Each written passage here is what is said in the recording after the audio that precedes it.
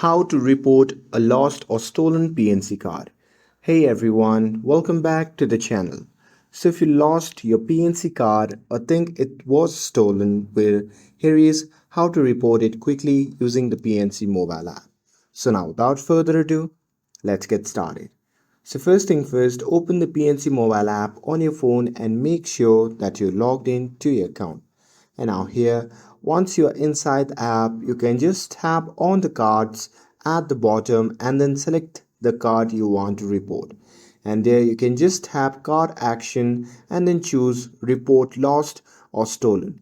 And after that, you just have to follow the prompts to confirm and submit your report. And once you do that, PNC will deactivate your old card and mail you a replacement within a few business days. And if you see any unauthorized transaction, report them to PNC immediately for further investigation. And that's it. That's how you can report a lost or stolen PNC card through the app. With this, if you found this video helpful, then don't forget to like, share and subscribe to get updated for more videos. Thanks for watching and I'll see you in the next video.